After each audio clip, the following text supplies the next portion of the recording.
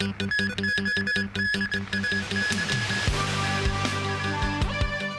half-point interest rate cut by the U.S. Federal Reserve.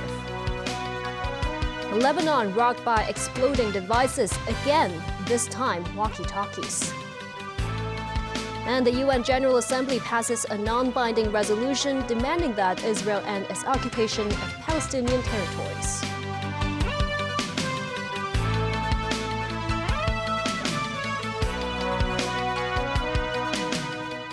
Good evening, and thank you for joining us. The U.S. Federal Reserve has cut its benchmark interest rate by an unusually large half point.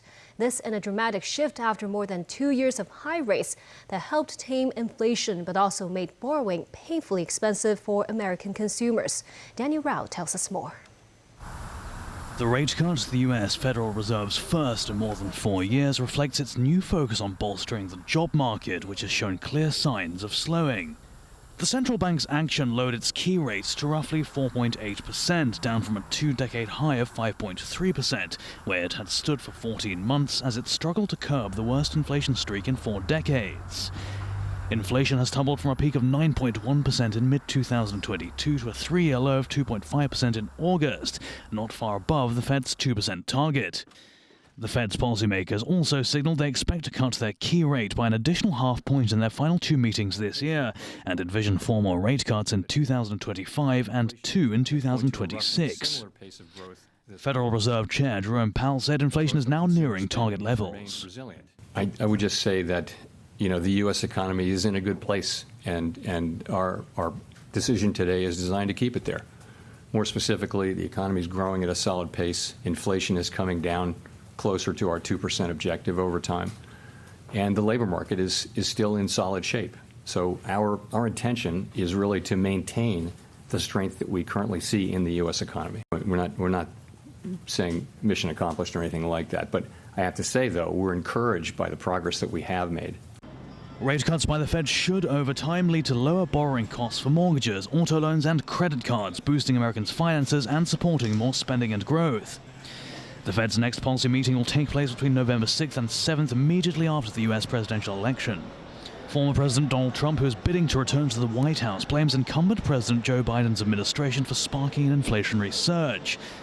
Vice President and Democratic presidential candidate Kamala Harris has charged Trump's promise to slap tariffs on all imports would raise prices for consumers even further. Daniel, TV News. Multiple Hong Kong banks announced they will trim interest rates by 0.25 percentage point. Financial Secretary Paul Chan said he hopes the move could bring positive effects to the city's economy. Following the U.S. Federal Reserve's announcement, HSBC, Bank of China, and Hang Seng Bank will trim their prime lending rates by 0.25 percentage point to 5.625%. Standard Chartered and Bank of East Asia eased to 5.875%. Financial Secretary Paul Chan noted the prudently positive impact from the rate cut cycle to Hong Kong's economy. He said under the linked exchange rate system, Hong Kong's interest rate trends will generally follow that in the U.S., which will hopefully ease liquidity stress with positive impact on the assets market. But the financial chief also appealed for prudency given the current geopolitical situation.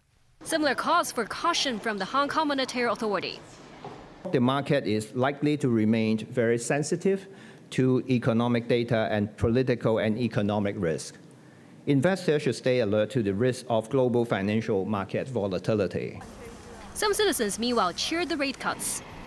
The interest rates will be lower. It's much better for us, for the people that who already for rent or even have their own property. As you know, the Hong Kong living cost is very expensive. For the mortgage, it's definitely good. If the rates go down for buying an apartment, it will be easier. But, you need to take care of inflation too, so more boost is probably necessary. Analysts also said the interest rate cuts could ease concerns and pressure of home buyers, with hopes to buoy the property market gradually. They also know that more salient stabilizing effects could be observed at the end of this year. For instance, for a $6 million flat with a 25-year mortgage loans and a 90% loan-to-value ratio, the quarter-point cut in interest rates could save mortgage borrowers more than $700 a month. Major banks also announced they will pair saving rates by the same margin.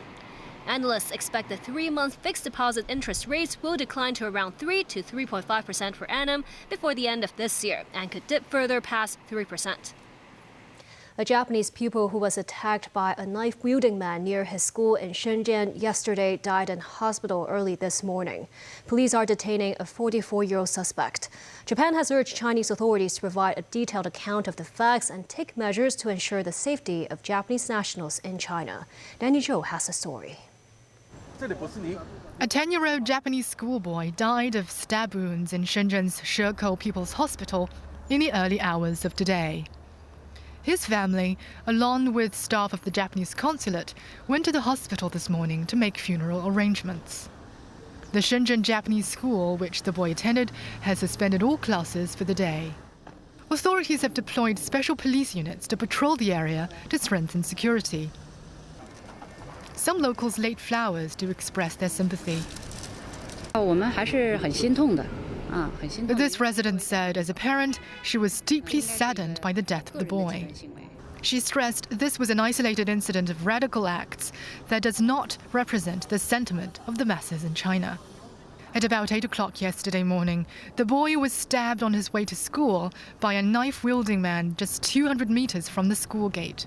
The perpetrator, identified as a 44-year-old Chinese man, was arrested by the police at the site and taken into custody.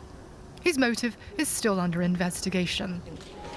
Japan's Foreign Minister Yoko Kamigawa condemned the act as despicable, saying the boy's death was extremely regrettable. She said the Japanese government will offer its utmost support to the victim's family, and that she had instructed schools to review their safety measures. It was the second such attack near a Japanese educational facility in China in 3 months. In June, a man attacked a bus used by a Japanese school in Suzhou, resulting in the death of a Chinese national who tried to shield a Japanese mother and a child from the assailant. A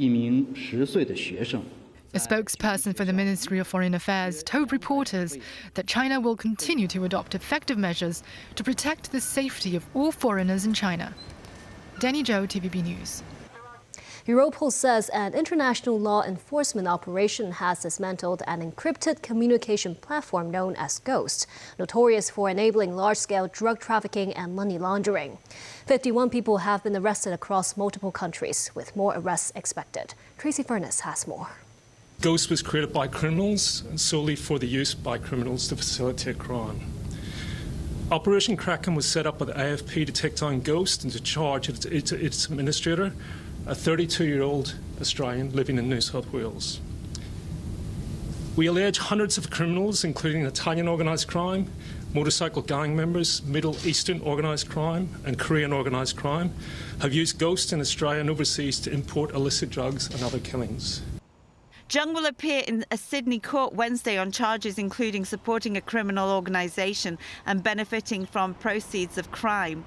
France's Home Affairs Ministry National Cyber Command Technical Department provided technical resources to the task force over several years, which led to decrypting the communications. Tracy Furness, TVB News. And still ahead, preliminary investigation report on the engine failure involving a Cathay Pacific Airbus A350 plane. A warning from the Privacy Commissioner about anonymous employment ads. And this year's Wine and Dine Festival will feature 300 booths offering gourmet experiences from 35 countries.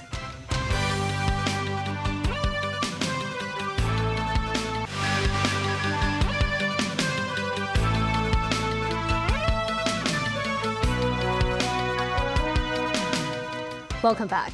The preliminary investigation report is out on the engine defect involving a Cathay Pacific Airbus A350 plane earlier this month. The component involved was the first of its type to suffer such failure on any A350 aircraft worldwide. The latest probe found a discernible hole in the engine's fuel hose with indicating signs of a fire and burn marks, and that could have escalated into extensive damage to the aircraft.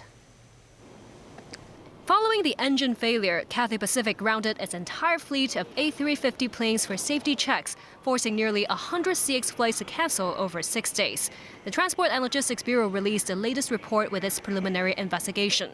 On September the 2nd, a Zurich-bound Airbus A350 plane of model 1041 carrying almost 350 passengers took off from Hong Kong Airport around midnight.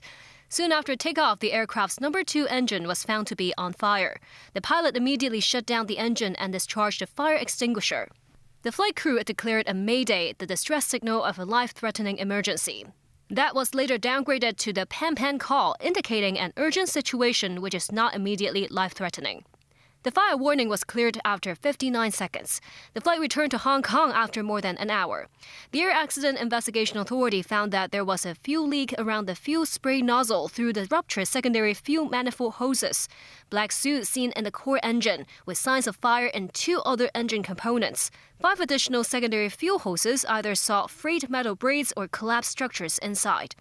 The report noted if there were oxygen and an ignition source, it could have escalated into a more serious engine fire, causing extensive damage to the aircraft. Warren Chim, deputy chairman of the Hong Kong Institution of Engineers Aircraft Division, said the defect might have been caused by improper maintenance procedures, but chances that such extensive damage to the aircraft are low with the aircraft's multiple fireproof designs. The Air Accident Investigation Authority is continuing its investigations into the engine fault. Israel has targeted Hezbollah with airstrikes after 20 people were killed and more than 450 injured when walkie-talkies exploded in Lebanon. Israel have not said they were behind the explosions. Investigations continue to try to find out how bombs got into the devices and the pagers that detonated, killing 12 and injuring nearly 3,000 a day earlier. David Garrett reports. The Israeli defense minister says the war has entered a new phase. Yoav Gallant tells soldiers the conflict has moved north. They need to prepare for the Iran-backed Hezbollah, who are stronger than Hamas. A funeral procession for the 12 killed in Tuesday's pager bombs. A blast creates panic and confusion in what became another wave of blasts. Walkie-talkies exploding this time, killing and injuring those in the vicinity. This hospital was dealing with many with facial injuries. It's a massacre. It's a crime, isn't it? Or it had different description. The one who did it is a criminal.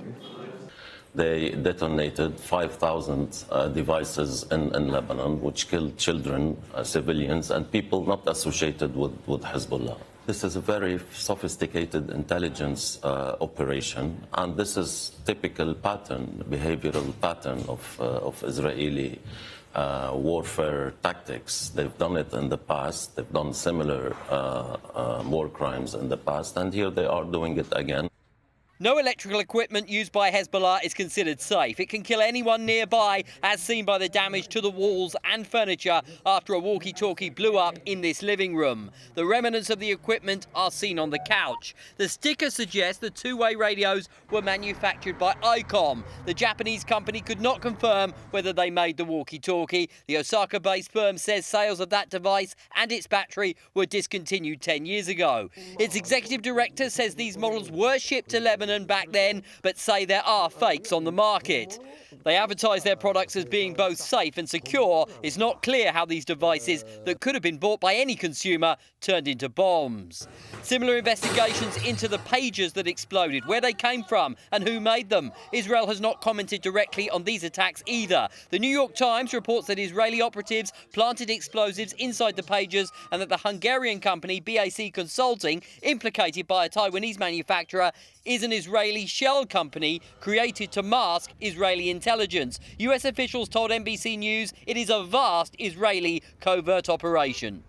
We were not involved in yesterday's incidents or today's in any way, and I don't have anything more to share.